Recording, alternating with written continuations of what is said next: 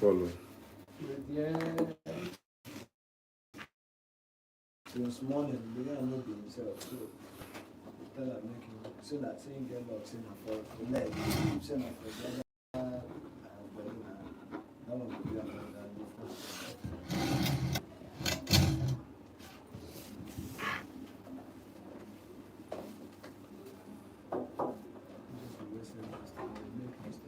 The light they reflect. My head, Abby. That is too small mistake. So, but maybe tomorrow I will tell you. It's something you can do if you want to do it too. I know I will tell you. But not now, sure.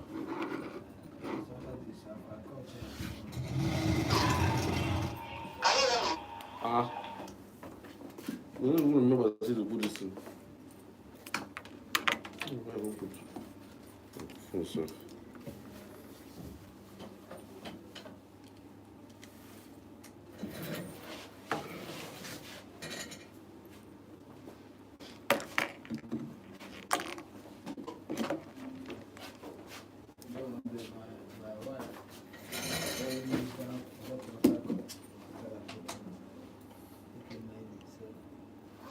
Even my tea. At the time, my own wife say, look, I no go suffer, do make money finish. Can't they eat hot food? Can't they suffer still they eat the food? I say even my tea, nah, cold water. I don't eat anybody. Nah, cold water they use it. Cold in the blood. Yeah, let's say sometimes. I think my wife don't carry that nonchalant attitude. Come this side.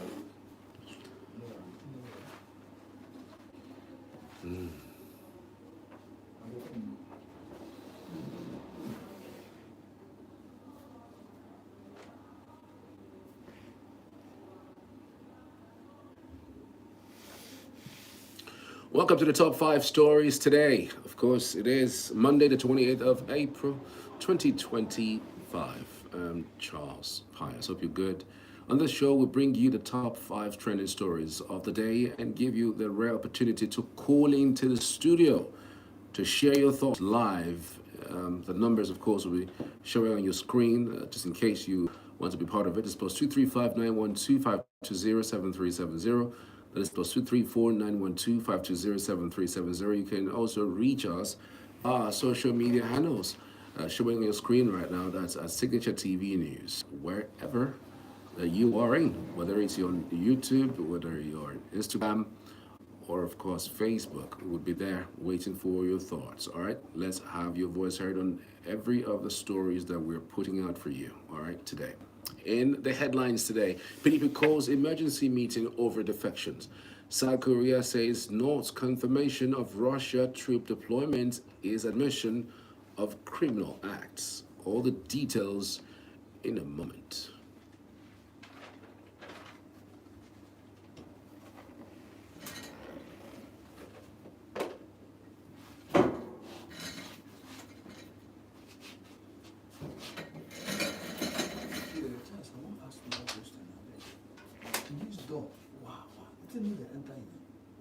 It distracts.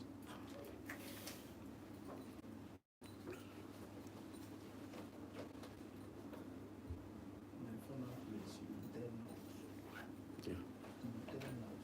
There will be an indicator out there that will show people that there's light. They open door.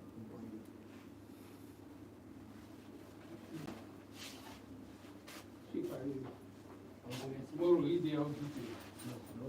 No, how could be out?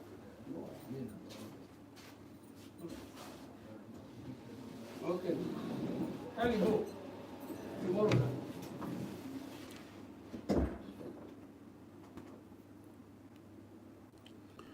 The People's Democratic Party, PDP, the National Working Committee of the PDP has scheduled a meeting for Tuesday to address the wave of defections and other internal crises that have plagued the party over the past years. The storm had been long speculated before the dramatic defection of the PDP's former vice presidential candidate, Ifeanyi Okowa, the Delta State Governor, Sheriff Obovowere, and the entire PDP party structure in Delta, one of the former ruling party's strongholds. The party is facing one of its most difficult times since its formation in 1998. having lost several members in the federal parliament, the latest being Olu Leoke, a five-time member of the House of Representatives from Osun States to defections, as being touted, would place the party at a competitive disadvantage with the ruling APC with less than 2 years to the 2027 general elections. Meanwhile, Senator Samuel Anyao, recently reaffirmed as National Secretary by the Supreme Court, has vowed to attend the meeting despite the stance of the Bauchi State Governor Bala Mohammed led PDP's Governors Forum. And elsewhere, in a rare intervention, the governor of Lagos State, Babajide Sanwo Olu, stood Sunday took on the presidential candidate of the Labour Party in the 2023 general election, Peter Obi, claiming the former Anambra State governor lacks the moral right to talk about poverty in Nigeria. In a statement he personally signed, titled "Factually Addressing Mr. Peter Obi's Criticism of Nigeria," Sanwo Olu accused Obi of contributing to the current poverty in Nigeria and alleged that under him as governor in Anambra State, the menace grew astronomically. During his remarks at Johns Hopkins University, Obi had drawn a comparison between Nigeria, China, and Vietnam in the poverty, stressing that Nigeria, with about 50 million poor people, had the least number of people in poverty in 1990 than any of the three countries. But Sanwo Olu said Obi not only demarketed Nigeria by openly denigrating the country abroad, but also made statements that he had no moral standing to make. Justice Njideka Nwosu Iheme of the High Court of the Federal Capital Territory, Wuse Zone 2, Abuja, has sentenced the husband of late gospel singer Osinachi, Peter Nwachukwu, to death by hanging. Justice Nwosu Iheme found him guilty of culpable homicide, resulting in the death of the deceased on April 8, 2022. The judge sentenced Nwachukwu to death after the court had held that the prosecution had proven the burden of proof placed on it by the law and subsequently found the defendant guilty. Nwachukwu was arraigned on June 3, 2022 by the Office of the Attorney General of the Federation on behalf of the federal government on a 23-count charge bordering on culpable homicide punishable with death, criminal intimidation, cruelty to children, and criminal intimidation of children, spousal battery, among others. Justice Nwosu Iheme sentenced Nwachukwu to death by hanging on count 1, while he was sentenced to 2 years imprisonment each on counts 2, 3, 8, 9, 12, 13, and 18. The court sentenced the defendant to 6 months imprisonment on count 10, 3 years imprisonment on count 11. And he was fined a sum of 500,000 naira and 200,000 naira on count 6 and 7. The late gospel artist, who had several tracks, including Ekweme, died at age of 42. Her death triggered outrage in the country, with fans and Nigerians calling for justice for the singer. Really sad. Really sad. I clearly remember the story, and it's just so unfortunate that a gospel singer had to die in that very serious circumstance. So many persons would say, in whatever you do, just die. Don't just die because you want to stay in a marriage. But then someone else will also say that it is not that easy as said. I mean, it's just easier said than done. It's not that easy to just step away from a marriage that you have built over the years. But anyway, we'll keep an eye on that and bring you up to speed. And then elsewhere, South Korea said on Monday that North Korea's confirmation of a criminal act. North Korea confirmed for the first time on Monday that it had sent troops to fight for Russia in the war under orders from leader Kim Jong-un.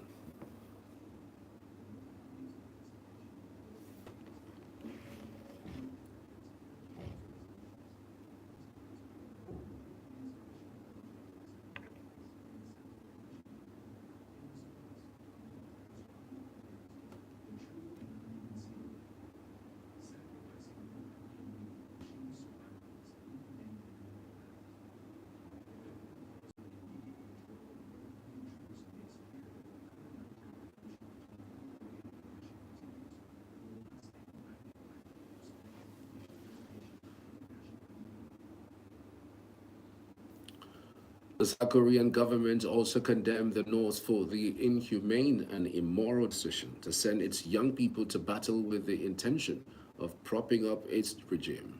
North Korea sent an estimated total of 14,000 troops, including 3,000 reinforcements, to replace its losses, Ukrainian officials have said. Lacking armored vehicles and drone warfare experience, still took heavy casualties, but adapted quickly. And elsewhere in the Middle East, Israel decided not to appear in hearings at the International Court of Justice on Monday for advisory opinion on the country's obligation to facilitate aid for Palestinians into Gaza. Israeli Foreign Minister Gideon Sa'ar said Israel had submitted its position in writing to the hearings, which he described as a circus.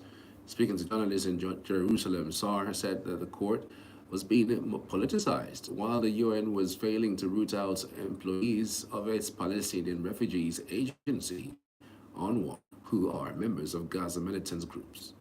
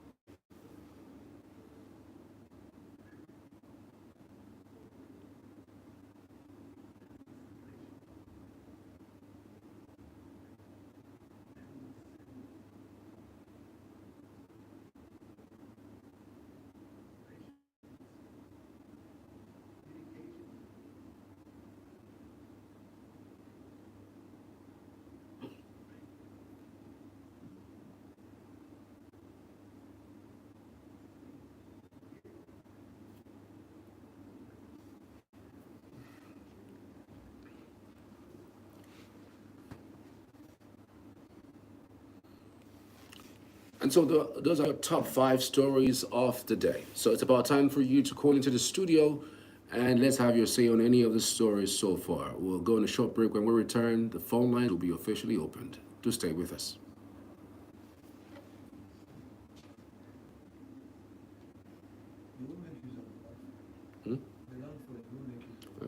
They will bring it. It's supposed to bring it now, so.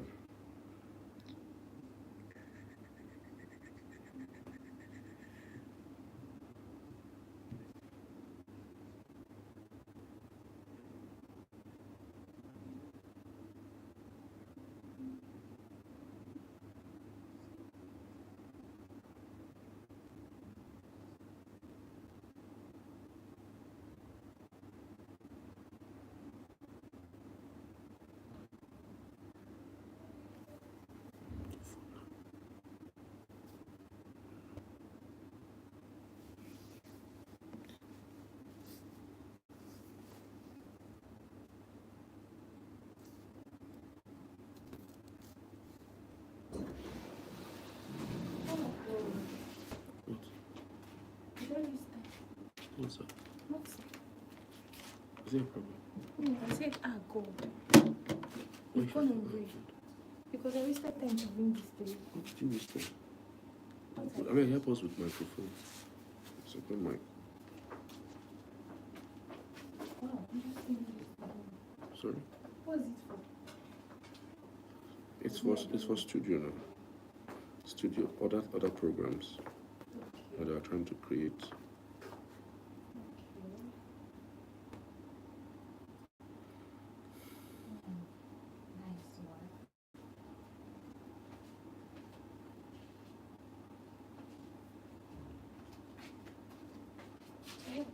So do you have airtime?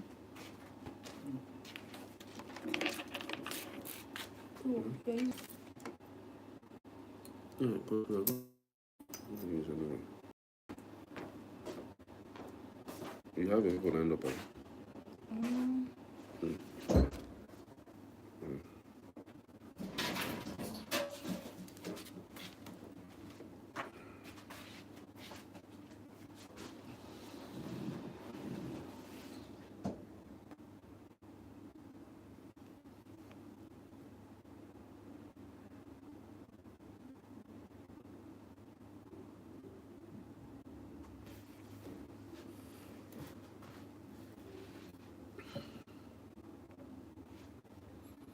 Welcome back. This is Top 5 here on Signature TV. Hope you're good out there. So this is the top 5 stories that are trending for you.